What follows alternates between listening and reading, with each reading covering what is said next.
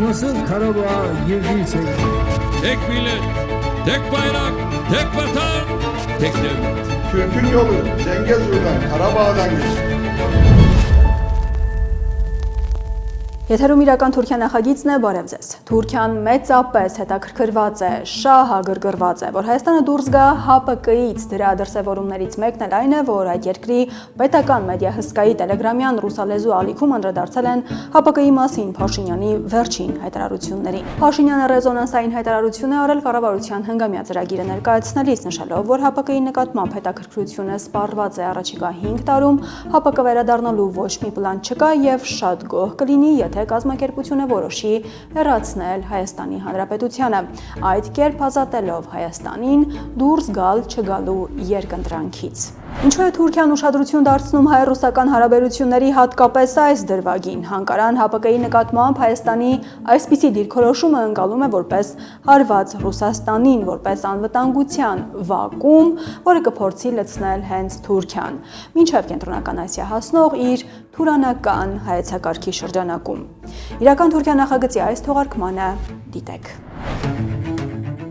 Թուրքիան զենքայնացնում է Փաշինյանին, Իսրայելի հետ իր լարվածության մեջ խաղաքարտ դարձնելով Հայաստանը. Haziran'daki seçimlerden galip ayrılan Nikol Paşinyan hükümetinin gerçek Ermenistan konseptini dayandırdı. Պուտինի եւ Էրդողանի միջև լարվածությունը մեծանում է Զանգեզուրում կարևոր խաղ Թուրքիան եւ Ռուսաստանն իրար դեմ կանխատեսումներ Սոժուի եթերում. Türkiye ne yaptı Azerbaycan'la beraber? Aslında bu çok riskli bir oyuna girdi. Kalkıp Zengezur koridorunun adını Trump koridoru koydu. Թուրքիան ամերիկյան խտրականության զոհ, այն ինչը կարելի է Հունաստանին եւ Բուլղարիային, պարզվում է չի կարելի Թուրքիային. Yani hakikaten Girit'te Yunanistan'ın S-300'leri var. Bulgaristan'ın var S-400'leri ama bize böyle bir koşul. Hadi oraya girmeyelim. Եվ հարցազրույցներ Աբհինավ Պանդյա Թուրքիայի խալիֆայական երազանքի եւ թուրանական միջանցքի դեմ Հնդկաստանի նույնիսկ ռազմական ներկայություն Հարավային Կովկասում. India must, I would say, have its presence,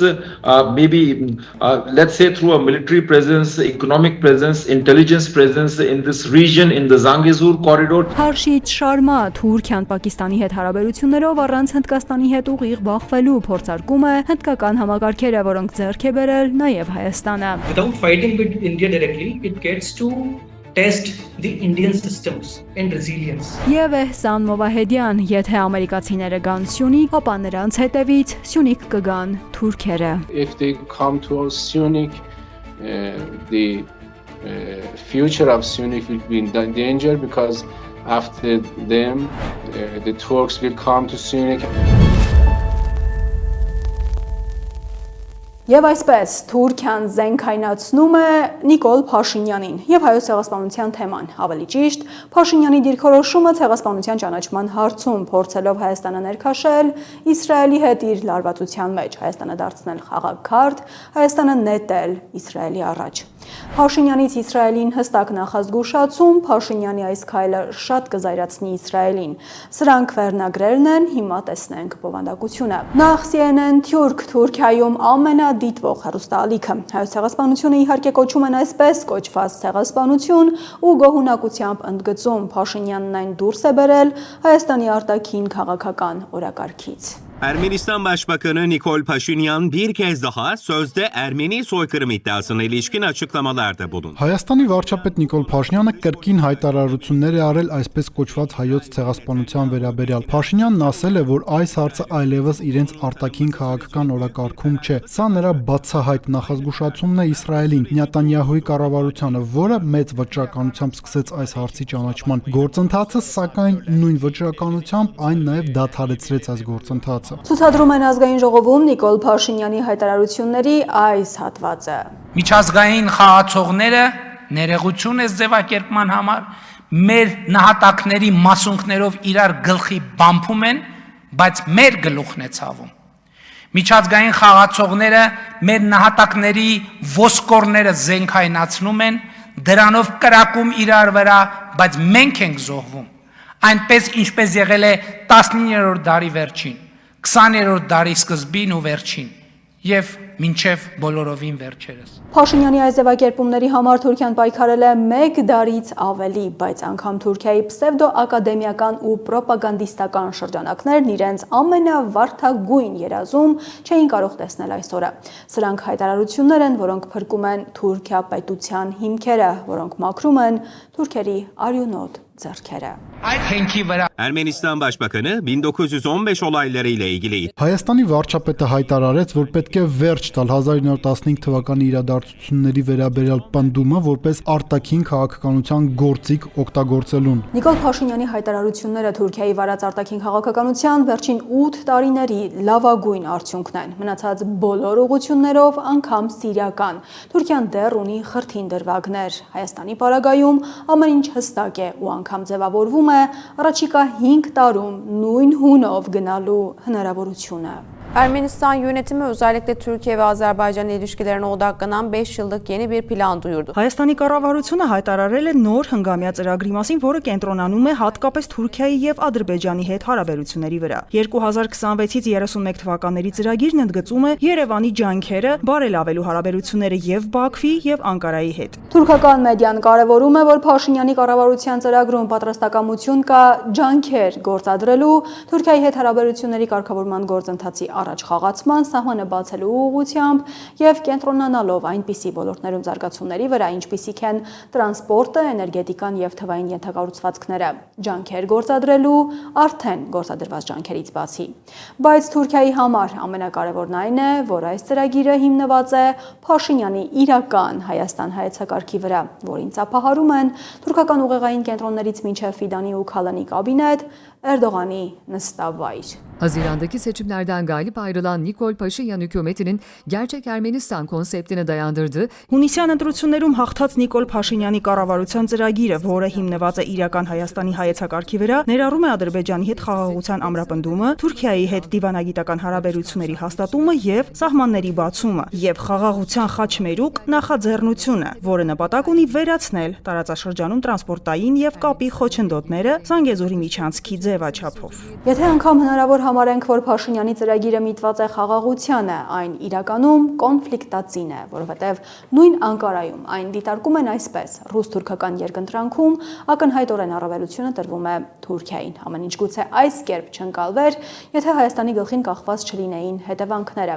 որովհետև թուրքական կողմի մտադրություններն ու գործողությունները հայկական ուղղությամբ խաղաղության մասին չեն։ Ահա թե ինչի մասին են։ Zengezur dedik ama artık adını doğru koyalım. Bu hat Turan koridorudur. Զանգեզուր էինք ասում, հիմա արդեն իրական անունը տանք, դա Թուրանի միջանցքն է։ Սա Էրդողանի կոալիցիոն գործընկերն էր Թուրքիայի գլխավոր Գորժ Գայլը։ Հիմա Թուրքիայի արտաքին գործերի նախարար, որը Հայաստան-Ադրբեջան-Թուրքիա եռանկյունում կատարվողը դիտարկում է որպես Թուրքիայի կողմից անվտանգային նոր հավասարման ձևավորման սկիզբ։ Kafkaslardaki anlaşma sonrası inşallah şu anda ateşkes var. Güzel işleyen bir ateşkes. Ermenistan-Azerbaycan kalıcı barış anlaşmasına doğru ilerliyorlar. Ve biz bunu destekliyoruz. Bunu desteklerken kafamızda bir güvenlik ve ekonomik... Կովկասում համաձայնագրից հետո հիմա հրադադար է, գործող հրադադար։ Հայաստանն ու Ադրբեջանը շարժվում են դեպի մշտական խաղաղության համաձայնագիր, եւ մենք աջակցում ենք դրան։ Աջակցելով դրան մենք մտքում ունենք անվտանգության եւ տնտեսության ճարտարապետության հեռանկար։ Որն է թուրքական այդ հեռանկարում Հայաստանի դերը։ Այստեղ է, որ Փաշինյանի իրական Հայաստանը կարող է բախվել իրական Թուրքիայի։ Ռուս-թուրքական լարվածություն, էսկալացիայի կանխատեսումներ, թուրքական կողմից Պուտինի եւ Էրդողանի միջև լարվածությունը մեծանում է Զանգեզուրում կարևոր խաղ, Թուրքիան եւ Ռուսաստանն իրար դեմ։ Թուրքիայի խոշորագույն ընդդիմադիր հեռուստաալիքի SOSG-ի եթերում այս վերնագրով են քննարկում Մոսկվա-Անկարա օրակարգի այս փուլում ամենաբարդ հարցերը։ Մասնավորապես առաջին հերթին ռուսական մեդիայում տարածված լուրը, որ Անկարան հայտնվել է փակուղում, փորձելով վաճառել ռուսական S-400 համակարգերը Արաբական Միացյալ Էմիրություններին, որպեսզի հաշտվի Միացյալ Նահանգների հետ ու նորից ներառվի F-35 կործանիչների ծրագրում։ Բայց Արաբական Միացյալ Էմիրությունները նույնպես հավակնում է F-35 կործանիչներին ու Թուրքիայի, այսպես ասենք, սխալը կրկնելը խելամիտ չէ։ Bu konu gündeme geldiğinden beridir asıl tek gerçekçi formülün aslında Rusya ile Türkiye'nin ortak dostu olan ve kolektif güvenlik anlaşması üyesi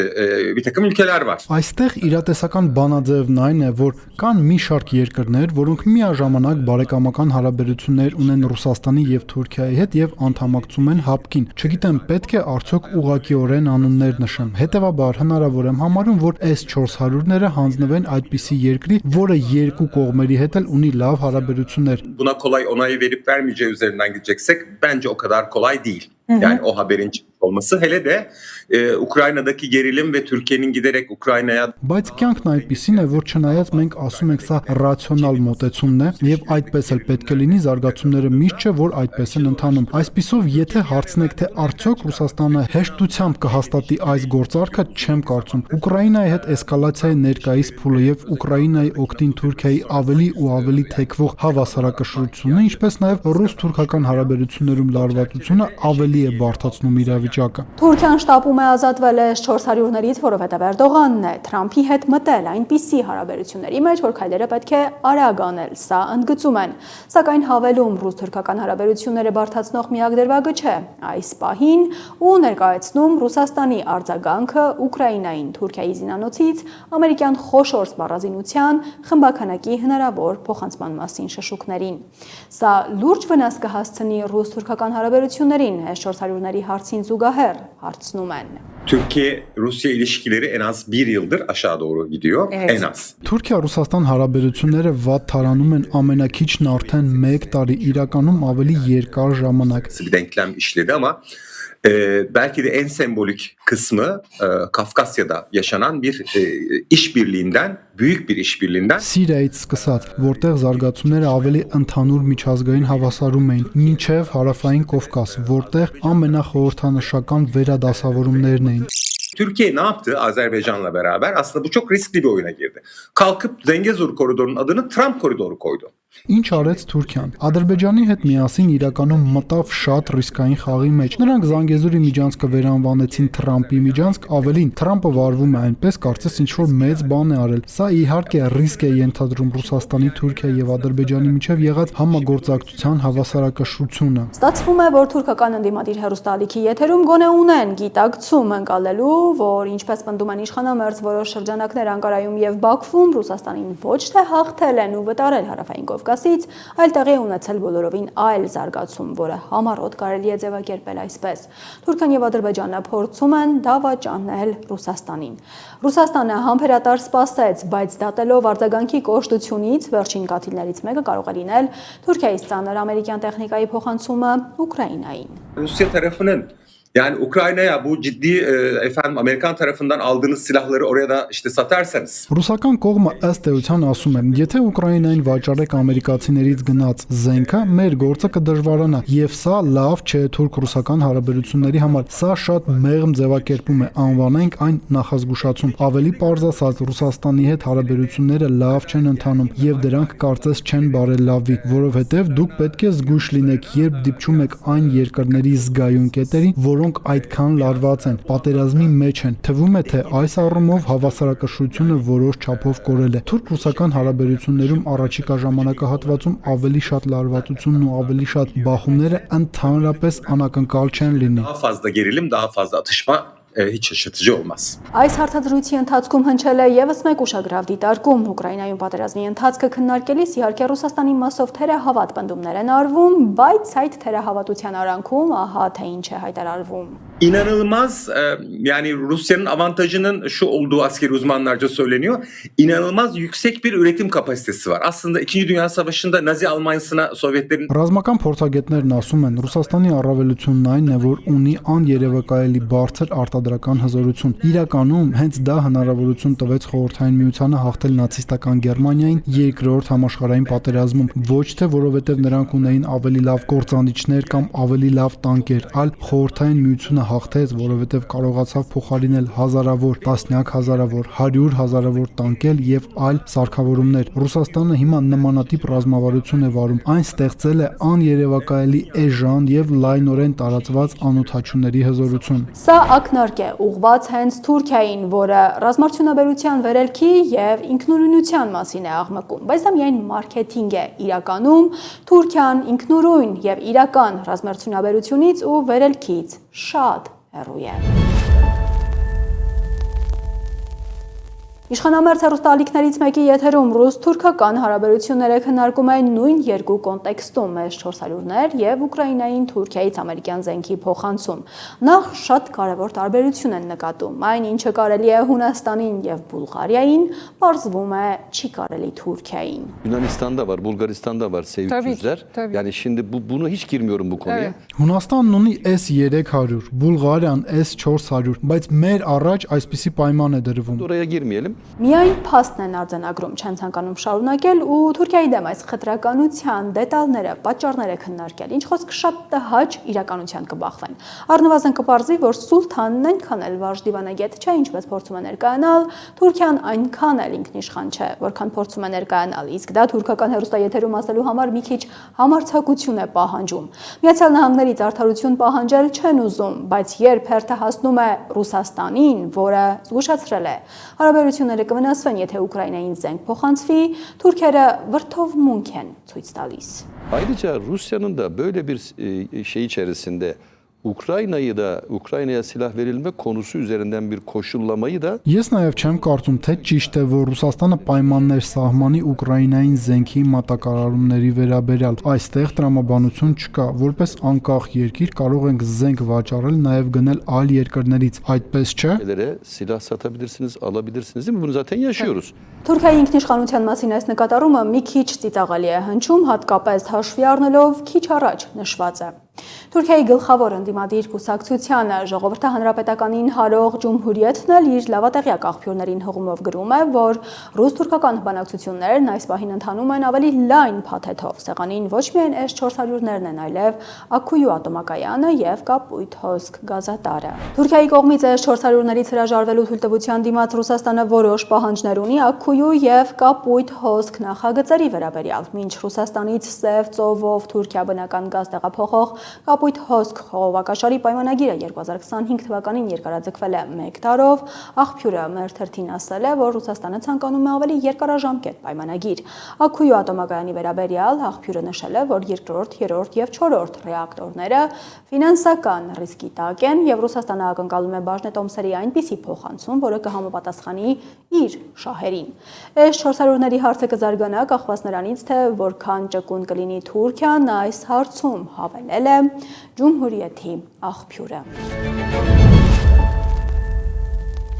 Իրական Թուրքիա նախագծի երկրորդ մասում հարցազրույց է եւ ամսվա վերջին թողարկմանը ներկայացնում ենք նախորդների ամենակարևոր հատվածները։ Նախ Հափի Նավպանդյա, ուսանած հիմնադրամի հիմնադիր, քաղաքագետ, Հնդկաստան, հայոց ցեղասպանությունը ճանաչելու Իսրայելի նախաձեռնության ու դրա չեղարկման ֆոնին հեղինակել է հոդված, որում պնդում է Հնդկաստանը պետք է ճանաչի հայոց ցեղասպանությունը։ Պարզապես Թուրքիայի հետ իր բարեկամական կապերը պահպանելու համար To keep its ties cordial with Turkey, India has been refraining from recognizing this Armenian genocide. But let me tell you, Turkey has been supporting Pakistan for decades. Հնդկաստանը ձեռնպահ է մնացել հայոց ցեղասպանությունը ճանաչելուց, բայց թույլ տվեք ասել, որ Թուրքիան տասնամյակներ շարունակ աջակցել է Պակիստանին։ Մեզ անգամ որոշ տեղեկություններ են հասել, որ Քաշմիրում գործող ահաբեկչական խմբավորումները աջակցություն են ստացել նաև Թուրքիայում գտնվող կազմակերպություններից։ Region as a part of his neo-caliphate dream. So given that India's Եվ Թուրքիան նաև աջակցել է այս տարածաշրջանում արմատական գաղափարների տարածման նախաձեռնություններին, որպես իր նոր խալիֆայության երազանքի մաս։ Այս կերպ Հնդկաստանի ռազմավարական շահերը չեն համընկնում Թուրքիայի շահերի հետ։ Ավելացնեմ, որ նույնիսկ անցած տարեվերջին Սինդուր գործողության ժամանակ թուրք ռազմական խորհրդականները աջակցել են Պակիստանին։ Փաստացի նրանք ներկա են եղել Պակիստանի կողմից օկուպացված Քաշմիրում։ Շատ տվյալներ կան այն մասին, որ Թուրքիան անօթաչուներ է մատակարարել Պակիստանին։ Պակիստանը թուրքական անօթաչուներ է գործածել Հնդկաստանի դեմ։ Drones to Pakistan. Pakistan used Turkish drones against India. So India has no reason, no strategic reason to not recognize Armenian genocide. Thirdly, Այսպիսով, Հնդկաստանը ոչ մի ռազմավարական պատճառ չունի չճանաչելու հայոց ցեղասպանությունը։ Մենք ականատես եղանք, թե ինչպես արձագանքեց Թուրքիան, երբ Իսրայելը նախաձեռնեց ցեղասպանության ճանաչումը, նույնիսկ չափազանցություն է դա նախաձեռնություն կոչել։ Իսրայելի կառավարությունից մի քանի հայտարարություն եղավ։ Հարցին, թե Հնդկաստանը պատրաստ է Թուրքիայի նմանատիպ արձագանքին, քաղաքագետը պատասխանում է, պետք է պատրաստ լինի, մանավանդ հաշվի առնելով, որ Հնդկաստանը նաև Իսրայելի բարեկամն է եւ Հնդկաստանը կորցնելու ոչինչ չունի, Թուրքիան այսպես թե այնպես Հնդկաստանի հակառակորդն է։ So a couple of seconds ago you mentioned about the Khalif. Վարկաներ առաջ Թուրքիայի խալիֆայական հավակնությունների մասին նշեցիք։ Հայաստանում մենք միշտ մտածում ենք, որ միակ երկիրն ենք, որ մտահոգված է այդ հավակնություններով, որ դրանք միայն մեզ, մեր տարածքին են սպառնում։ Հայաստանի ամբողջ տարածքը Թուրքիայի ենթակա Ադրբեջանը հռչակել է պատմական ադրբեջանական հող, բայց կարծես դուք նույնպես մտահոգություններ ունեք։ Խնդիրը Թուրքիայի դեռևս փափուկ ուժով ներխուժումն է Կենտրոնական Ասիա։ So, but seems like you have concerns as well. Should India have some concerns on sultanic invasions of Turkey, especially to Central Asia? Yes, I mean, these concerns are very real and I mean, they're not, I would say, illusory concerns. Այո, այդ մտահոգությունները շատ իրական են, եւ ես կասեի, դրանք պատրանքային, իլյուզիոն մտահոգություններ չեն։ Նախ եւ առաջ թույլ տվեք նշել, որ Կենտրոնական Ասիայի թուրքական հողերի միավորման այս ամբողջ թուրքական երազանքը անմիջական ազդեցություն ունի Հայաստանի վրա, բայց նաեւ ազդում է Հնդկաստանի ազգային անվտանգության վրա, որովհետեւ Հարավային Ասիայում մենք ունենք մեծաթիվ իսլամադավան բնակչություն։ Turkish Muslims and Turkey origin rulers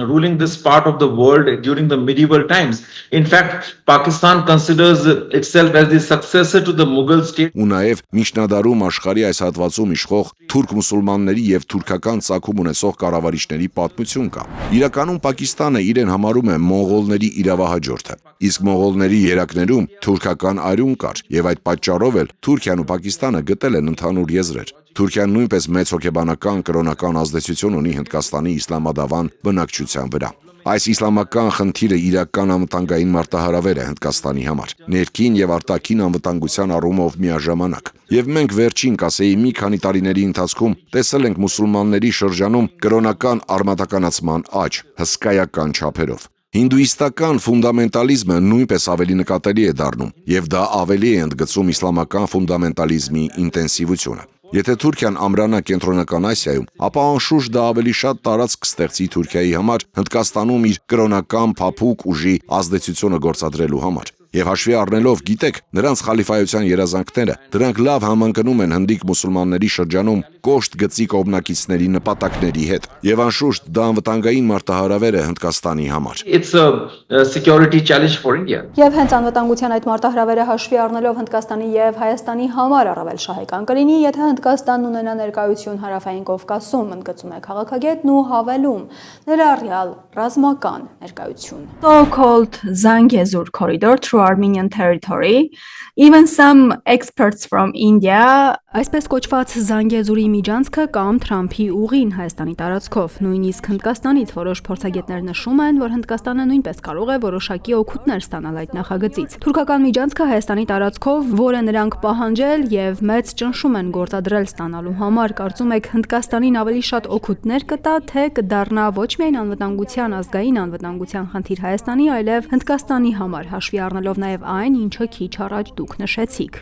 National security problem for Armenia, but also for India, taking into account what you have just mentioned? Well, I have always been skeptical about the Zangezur corridor right from the beginning. I've been to Armenia like 3-4 times, and in various conferences,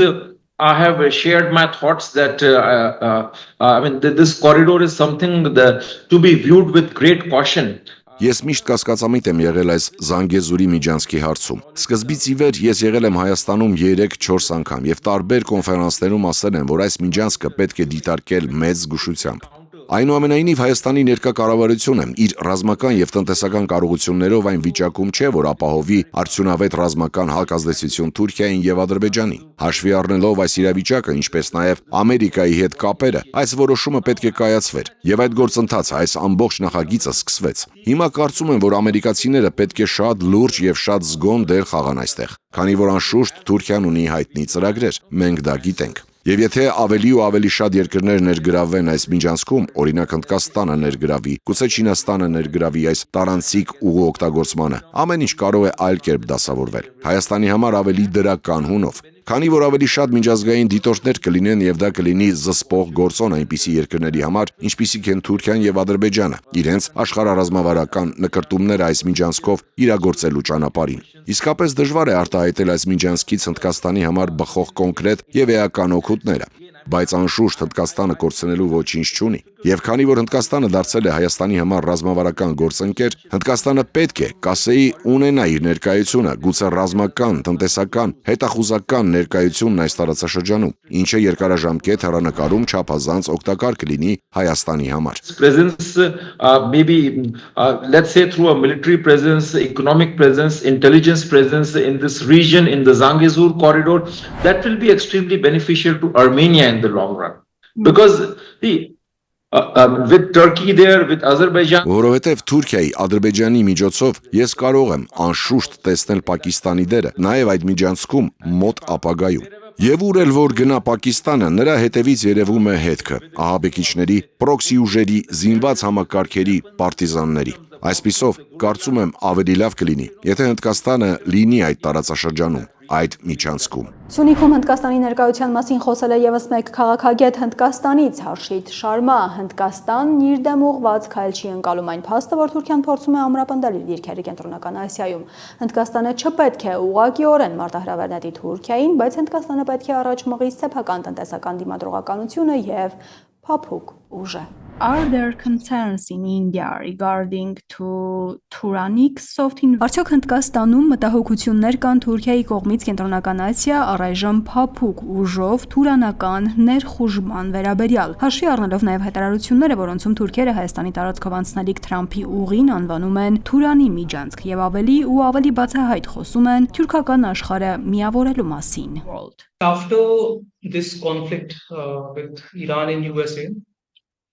the idea which is emerging in the Indo-Pacific, also in Europe and also in other countries of different regions, is that we need multiple corridors for trade. Իրանի եւ ԱՄՆ-ի հետ այս հակամարտությունից հետո Հնդկախաղաղօվկիանոսյան տարածաշրջանում, նաեւ Եվրոպայում եւ այլ երկրներում ու տարածաշրջաններում ի հայտ եկող գաղափարն այն է, որ մեզ անհրաժեշտ են բազմաթիվ միջանցքներ առևտրի համար, քանի որ չգիտենք, թե ապագայում որ երթուղին կլինի սպառնալիքի տակ։ Even Europeans gain to benefit from this middle, the middle corridor, of which trip is also a small part. Նույնիսկ եվրոպացիները, անկախ նրանից, թե ինչպիսի հարաբերություններ ունեն Թուրքիայի կամ Հարավային Կովկասի երկրների հետ, շահում են միջին միջանցքից։ Ինչ վերաբերում է Հնդկաստանին, Հնդկաստանը նույնպես ցանկանում է ունենալ բազմաթիվ առևտրային երթուղիներ եւ կարող է որոշ իմաստով նաեւ օգտվել միջին միջանցքից։ Take this personally that Turkey is, trying to strengthen its posture within the region. Հնդկաստանն իր դեմ ուղղված քայլ չի ընկալում այն փաստը, որ Թուրքիան փորձում է ամրապնդել իր դիրքերը Կենտրոնական Ասիայում։ Գիտենք, որ անցյալ դարում Թուրքիան փորձել է կենտրոնանալ հիմնականում եվրոպական ուղղությամբ, բայց երբ Էրդողանը եւ Թուրքիայի մյուսները հասկացան եւ գիտակցեցին, որ Եվրամիությունը նրանց չի ընդունելու, Dispensation in Turkey understood and realized that it's not going to become the part of the European Union. It's not going to be, welcomed in Europe as other so-called Christian countries are. Then what Erdogan tried to do is to again start looking where Turkey has been, has had the bigger role to play in the entire history, which is West Asia. Էրդողանը փորձեց նայել, թե որտեղ է եղել Թուրքիան, այսինքն ավելի մեծ դեր խաղացել ամբողջ պատմության մեջ, այսինքն Արևմտյան Ասիայում, այսինքն Կովկասում, նաև Կենտրոնական Ասիայում։ Եվ հաշվի առնելով նրանց նմանությունը, նրանց ինքնությունը, Թուրքիան նաև ունի այս արդեն հասանելի գործիքը, որը կարող է օգտագործել։ After the Soviet disintegration, the Central Asians had sort of an identity vacuum. Խորհրդային միության փլուզումից հետո Կենտրոնական Ասիայի բնակիչները որոշակի ինքնության վակուում ունեին։ Գիտեք, ավելի վաղ պատմության ընթացքում նրանք ունեցել են բազմաթիվ ինքնություններ, ներառյալ պարսկական, բայց Խորհրդային միության շրջանում ստիպված էին չնույնականացնել իրենց ոչ որպես մուսուլմաններ, ոչ իրենց էթնիկ պատկանելիությունը, ոչ էլ լեզուն։ Փլուզումից հետո առաջացավ վակուում, եւ կային երկրներ, օրինակ Ղազախստանը։ Ես կներառեի նաեւ Ադրբեջանը, որտեղ Թուրքիան աշխատեց շատ տարիներ, տասնամյակներ շարունակ եւ փորձեց ձևավորել ընկալում, որ նրանց հիմնական ինքնությունը պետք է լինի թուրքականը։ Turkey worked for many years, decades, and tried to sort of paint this picture that the main identity of this region should be of, that we are Turks and we are brothers. And that's why this emerging group of organization of Եվ այդ պատճառով էլ թուրքական պետությունների այս ի հայտ եկող խումբը ժամանակի ընթացքում դառնում է արդիական։ Հնդկաստանը չի փորձում կանգնեցնել Թուրքիայի գործողությունները։ Հնդկաստանը ձևավորում եւ տարածում է իր սեփական փափուկ ուժը։ What it's trying to do, what India needs to do is build its own soft power, build its own trade routes, build its own economic strength. Կառուցում է իր սեփական առևտրային ուղիները, կառուցում է իր սեփական տնտեսական ուժը, որպեսզի կենտրոնական Ասիայի պետությունները տեսնեն եւ հավատան, որ իրենք կարող են օգտվել եւ շահել Հնդկաստանի հետ ավելի լավ հարաբերություններ ունենալով։ Այնպես որ Թուրքիայի քայլերը չեն ընկալվում որպես Հնդկաստանի դեմ։ Հնդկաստանը չպետք է ուղղակիորեն մարտահրավեր նետի Թուրքիային, բայց Հնդկաստանը պետք է առաջ մղի սեփական տնտեսական դիմադրողականությունը եւ փափուկ ուժը։ Այս հարցազրույցի հավանաբար ամենակարևոր ձևակերպումը Թուրքիան Պակիստանի հետ հարաբերություններով առանց Հնդկաստանի հետ ուղղակիորեն բախվելու փորձարկում է հնդկական համակարգերը եւ դիմադրողականությունը, այն համակարգերը,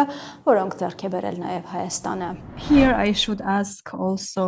Այստեղ ես պետք է հարցնեմ նաեւ Պակիստանի վարչապետի այն հայտարարության մասին, թե that Pakistan and Turkey are two hearts of one soul. Պակիստանն ու Թուրքիան մեկ հոգու երկու սրտերն են։ Որն է Թուրքիայի եւ Պակիստանի միջև այս ջերմ հարաբերությունների նպատակը։ A great security vacuum is emerging in West Asia. Who is going to fill that vacuum? Who is going to provide security? Who is going to provide the wherewithal of Արևմտյան Ասիայում անվտանգության մեծ վակուում է առաջանում։ Ով է լրացնելու այդ վակումը, ով է ապահովելու անվտանգությունը, ով է ապահովելու երկրների եւ ընդհանուր առմամբ տարածաշրջանի անվտանգության եւ կայունության տնտեսական նախագծերի հաջողության համար անհրաժեշտ միջոցները։ Այդ դերը երկար ժամանակ մեկ երկիր չի կարողանալու ստանձնել։ Ահա թե ինչու է այս երկրներում ոչ միայն Պակիստանում եւ Թուրքիայում, այլև Սաուդյան Արաբիայում եւ Եգիպտոսում ձևավորվում այսպես կոչված սուննիական դաշինքը։ President Sisi has also said that we need to institutionalize this group of 4 countries and we need to come together so that the region is stable. Եվ վերջերս Եգիպտոսի նախագահ Սիսին նույնպես ասել է, որ պետք է ինստիտուցիոնալացնել այս 4 երկրների խումբը, պետք է միավորվեն, որպեսզի տարածաշրջանը կայուն լինի։ Այսպիսով այն ինչ մենք տեսնում ենք, կախված չէ այս երկրների այսօրվա առաջնորդներից։ Այսօրվա հարցը չէ միայն հիմնարար ու կարևոր զարգացում է տարածաշրջանի նոր աշխարհակաղակականության փուլում։ Գալով հենց այդ երկու երկրների պատճառներին, վերջին 5-6 տարիներին ականատես են եղել Հնդկաստանի եւ Հայաստանի միջև հիանալի պաշտպանական հարաբերությունների ի հայտ գալուն։ Apart from this one thing, what is also the reason for these 2 particular countries that you mentioned is that we have seen in the last 5-6 years the emergence of great defense relations between India and Armenia. Թուրքիան Պակիստանի հետ հարաբերություններով առանց Հնդկաստանի հետ ուղղակիորեն բախվելու փորձարկում է հնդկական համակարգերը եւ դիմադրողականությունը, եթե համագործակցում է Պակիստանի հետ Հնդկաստանի դեմ։ Նմանապես, եթե ասենք Հնդկաստանը համագործակցում է Հայաստանի հետ Թուրքիայի դեմ, ապա Հնդկաստանը կարող է ուսումնասիրել Թուրքիայի դիմադրողականությունը եւ պաշտպանական կարողությունները, որպեսզի կարողանա օգտագործել այն պատերազմի կամ Պակիստանի հետ ցանկացած տեսակի հակամարտության ժամանակ, գիտակցելով, որ Թուրքիան կօգնի Պակիստանին։ Այսպիսով, Թուրքիա-Պակիստան երկկողմ ձևաչափն ունի իր առանձին օրակարգերը, բացի Սաուդյան Արաբիայի եւ Եգիպտոսի հետ սուննիական առանցքը ձևավորելուց։ During a war or any sort of conflict with Pakistan, knowing that Turkey will be helping Pakistan. So this is something which makes this particular relationship much more useful to them apart from Saudi Arabia and Egypt. Էհսան Մովահեդյան միջազգայնագետ Իրանից ուղիղ, բաց եւ բարբերաբար ընդգծում է Թեհրանի կոշտ դիրքորոշում այսօնիկի վերաբերյալ հենց Իրանի անվտանգության համար է։ Հետևաբար հետ քայլը բացառում է Իրանը Սյունիքը համարում է Հայաստանի տարածքի անբաժան մաս եւ պատրաստ է օգնել Հայաստանին բոլոր միջոցներով, որպեսզի Սյունիքը ընդմիշտ մնա որպես Հայաստանի մաս։ About the ground invasion, there have been Ցամաքային ներխուժման վերաբերյալ Թուրքիայից հայտարարություններ եղան Թուրքիայի պետական լրատվամիջոցների մակարդակով, թե Էրդողանն է կանխել Իրանի դեմ պատերազմի ցամաքային փուլը 44-օրյա պատերազմի ժամանակ։ Եվ նախ, արդյոք Իրանում որևէ մեկը հավատում է նման պնդմանը, երկրորդ, լայնորեն տարածված է ենթադրությունը, որ Թուրքիան ինչ-որ բան կակնկալի դրա դիմաց։ Մենք գիտենք, թե ինչպիսի պետություն է Թուրքիան եւ ովքեր են թուրքերը։ Ուրեմն ինչ կլինի, եթե նրանք որոշ քայլեր պահանջեն Սյունիքում, ինչպես կարձագանքի Իրանը։ Syunik, and how would Iran respond? I think, as far as I am concerned, Erdogan is not in a position to stop Trump from doing something or motivate him to do something. Nobody in Iran takes these things seriously. Of course. Կարծում եմ Էրդողանն այն դիրքում չէ, որ կարողանա կանգնեցնել Թրամփին։ Եթե նրա մտքին մի բան կա, կամ դրթել Թրամփին ինչ-որ բան անել։ Իրանում ոչ ոք լուրջ չի վերաբերվում նման պնդումներին։ Իհարկե, թուրքական կառավարությունը դեմ է քրդերին, եւ նրանք անհանգստանում են քրդական տարի ներկայությամբ Իրано-թուրքական սահմանին, բայց հարցն այն է, որ Իրանը ռմբակոծել է քրդական տարերի դիրքերը եւ ռազմական տեխնիկան Քրդստանի տարածքում։ And with the cooperation of Hashto Shabi and our Iraqi friends, we destroyed them. It has nothing to do with Turkey. Maybe Turkey has some worries and they talked to Americans, but they didn't do anything in the ground. They didn't. Հաշդ Ալ-Շաաբիի եւ մեր իրաքցի ընկերների հետ գործակցությամբ մենք ենք ոչնչացրել նրանց։ Դա որևէ կապ չունի Թուրքիայի հետ։ Հնարավոր է Թուրքիան որոշ մտահոգություններ ունի եւ նրանք խոսել են ամերիկացիների հետ, բայց տեղում ոչինչ չեն արել։ Նրանք ոչինչ չեն արել խոսելուց բացի։ Մենք ինքներս ենք ռազմական գործողություններ սկսել քրդերի դեմ իրաքցիների օգնությամբ եւ ոչնչացրել նրանց։ Իրանն առանց որևէ մեկի օգնության է ոչնչացրել իր թշնամիներին։ Demolished its enemies, and about Sionic, it's our red line. We consider Sionic and a part of Armenia forever, from now until the end of the world. So Գալով Սյունիքին, այն մեր կարմիր գիծն է։ Մենք Սյունիքը համարում ենք Հայաստանի տարածքի անբաժան մաս, ու այդպես կլինի հավերժ, այս պահից մինչև ժամանակների վերջը։ Be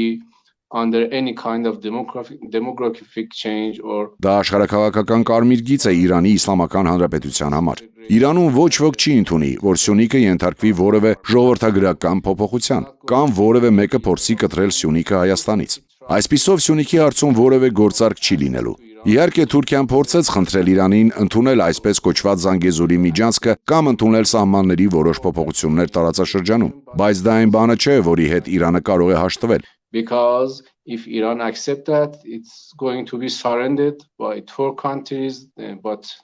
Turkey, NATO, and after that,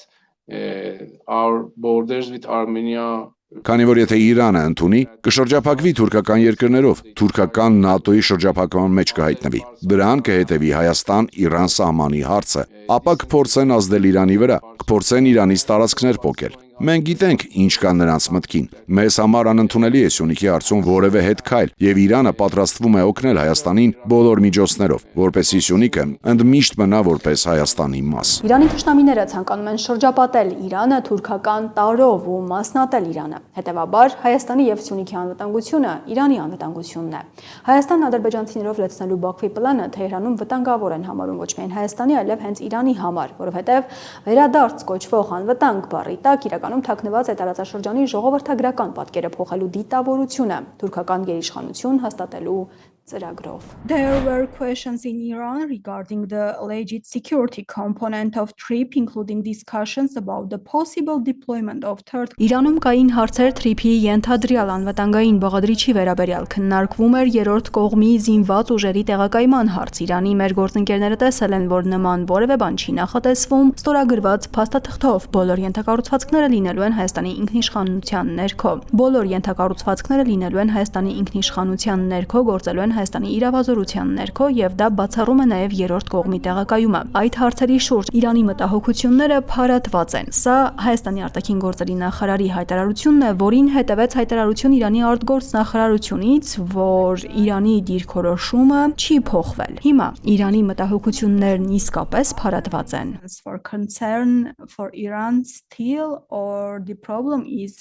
resolved. Iran has its concern, of course. As you know, the Dr. Velayati, the advisor of Iranian Supreme Leader. Իրանը իհարկե մտահոգություն ունի։ Ինչպես գիտեք, Իրանի գերագույն առաջնորդի խորհրդական դոկտոր Վելայաթին հանդիպում է ունեցել Թեհրանում Հայաստանի դեսպանի հետ ու ընդգծել այդ մասին։ Իրանի մտահոգությունները պայմանավորված են այն հանգամանքով, որ մենք չգիտենք այս թրիփ նախագծի մասշտաբը։ Առաջին հերթին այն կկտրի Հայաստան-Իրան սահմանը, թե ոչ։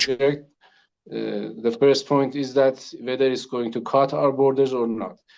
The other point is that which kind of cooperation is going to participate. Եվ երկրորդ, ինչպիսի ընկերություններ են մասնակցելու դրա իրագործմանը։ Կան բազմաթիվ այլ գործոններ, որոնք մեզ համար անորոշ են եւ անհասկանալի։ Երբ մենք գիտենք Միացյալ Նահանգների վարքագծի բնույթը, գիտենք, որ նրանք գնում են մեր հարևան երկրներ, անում են ինչ ուզում են եւ նույնիսկ այդ երկրների իշխանություններին չեն ասում, թե ինչ են անելու։ And we know the nature of the behavior of United States. We know that they are going to our neighboring countries, they do whatever they want, and they don't even tell the authorities of that countries that what they are going to do. We see the same thing. Մենք դա ենք տեսնում հիմա Իրաքում եւ Իրանի որոշ այլ հարևան երկրներում։ Մենք գիտենք, որ Հայաստանի կառավարությունը ցանկանում է բարելավել հարաբերությունները Իրանի հետ, քանի որ ինչ էլ որ պատահի, Հայաստանի միակ իրական ընկերը այս տարածաշրջանում ձեր 4 հարևան երկրներից Իրանն է։ The only real friend of Armenia in this region between your 4 neighboring countries is Iran. So every government in Armenia knows that and Ով էլ Հայաստանում լինի իշխանություն, գիտի սա եւ ցանկանում է աշխատել Իրանի հետ, բարելավել հարաբերությունները Իրանի հետ։ Բայց հարցն այն է, որ Միացյալ Նահանգները այդտեղ չէ, որպեսզի օգնի ձեզ բարելավել ձեր հարաբերությունները հարևանների հետ կամ բարելավել ձեր երկրի տնտեսական վիճակը։ Sabotage our relations, and you see what they are doing when the authorities come to Armenia, they talk against Iran. Հարցն այն է, որ Միացյալ Նահանգները ցանկանում է խաթարել Հայաստան-Իրան հարաբերությունները, եւ դուք տեսնում եք, թե ինչ են նրանց պաշտոնյաներն անում, երբ գալիս են Հայաստան։ Հայտարարություններ են անում Իրանի դեմ, փորձում են Հայաստանում Իրանի դեմ բացասական մթնոլորտ ձևավորել, եւ մենք տեսնում ենք նրանց մտադրությունները։ I think Trump project is just about, stealing the mineral resources of Armenia. Just they want to. Հետևաբար չենք կարող դրական եւ լավատես լինել Միացյալ Նահանգների կողմից սկսված նախագծի նկատմամբ։ Կարծում եմ Թրիփի նախագիծը պարզապես Հայաստանի հանքային պաշարները գողանալու մասին է։ Նրանք փորձում են հասնել Կասպից ծով, ռազմականացնել այն։ And they want to reach Chinese borders and Russians and. Դրանից հետո ուզում են հասնել Կենտրոնական Ասիա, հասնել Չինաստանի եւ Ռուսաստանի սահմաններին եւ ապակայունացնել տարածաշրջանը։ I am afraid that they want to turn Armenia to another Ukraine. Ես վախենում եմ, որ նրանք ցանկանում են Հայաստանը վերածել Ուկրաինայի։ Նրանց չի հուզում Հայաստանի ապագան, Հայաստանի ինքնիշխանությունը, Հայաստանի անկախությունը։ Վստահ եմ, որ եթե նրանք գան Սյունիք, Սյունիքի ապագան վտանգված կլինի, քանի որ նրանցից հետո Սյունիք կգան թուրքերը։ I'm sure that if they come to Syunik, the future of Syunik will be in danger because after them the Turks will come to Syunik and we see the Aliyev rhetoric about Western Azerbaijan. Եվ մենք տեսնում ենք Արևմտյան Ադրբեջանի մասին հռետորաբանությունը 300,000 ադրբեջանցիների Սյունիք եւ Հայաստան վերադարձի անհրաժեշտության մասին։ Syunik and Armenia. Այս պատճառով քիչ առաջ նշեցիք, որ Իրանը չի ընդունի Սյունիքում ժողովրդագրական փոփոխությունը։ Changes in Syunik. Yes. And I think the Trump project leads to the change in demographic situation and identity change in Syunik, and they want to surrender Iran with Turk elements. Այո, կարծում եմ, որ Թրամփի նախագիծը հանգեցնում է Սյունիքում ժողովրդագրական իրավիճակի եւ ինքնության փոփոխության։ Independence and territorial integrity of Armenia and Syunik as its own. So this is some reasons that we are worried about this Trump project. So you see that. Եվ նրանք ցանկանում են շրջապատել Իրանը թուրքական տարերով ու դրանից հետո մասնատել Իրանը։ Այսպիսով Իրանը Հայաստանի եւ Սյունիքի անվտանգությունը, անկախությունն ու տարածքային ամբողջականությունը համարում է իրենը։